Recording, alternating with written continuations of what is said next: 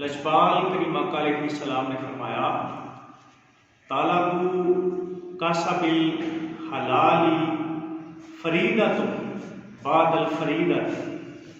آقا علیہ السلام نے فرمایا کہ فرائض ادا کرنے کے بعد یہ بھی ایک فرض ہے کہ آپ رزق حلال کمائیں۔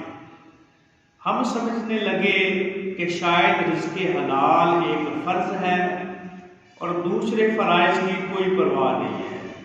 نماز کو ہم نے چھوڑ دیا، زکوٰۃ کو چھوڑ دیا، حج عمرے کو چھوڑ دیا۔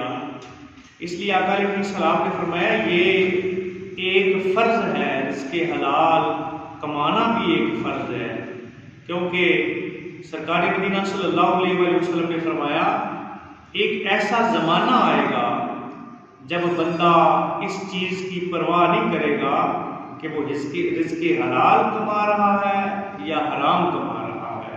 اس لیے حضور نے فرمایا کہ اپنے فرائض ادا کرنے کے بعد یہ نہیں ہے کہ آپ فرائض کو ترک کر دیں، نماز جاتی ہے تو جاتی رہے، ایسا معاملہ نہیں ہے، بلکہ اپنے فرائض کو ادا کرنے کے بعد جو بہترین فرائض میں سے ایک فرض ہے وہ ہے آپ کا رزق حلال کمانا۔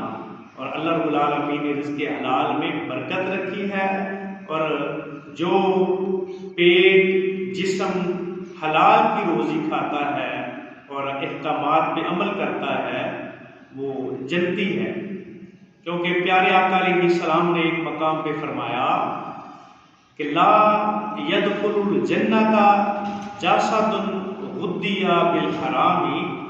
حضور نے فرمایا کہ جس جسم میں حرام کا لقمہ جاتا ہے یا جسم جو اپنی پروان جو چڑھا رہا ہے وہ رزق حرام کے ساتھ کر رہا ہے، آپ نے فرمایا حرام کھانے والا جسم لا يدخل الجنۃ، وہ جنت میں نہیں جائے گا۔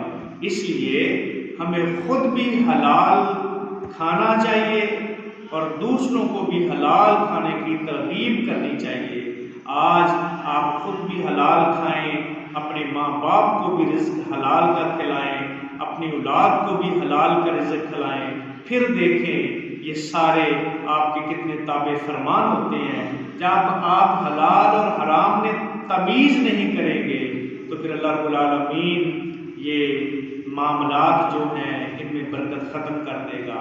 اللہ رب العالمین ہمیں حلال پہ چلنے کی توفیق عطا فرمائے، حرام سے بچائے۔ وآخر دعواہم ان الحمد للہ رب العالمین۔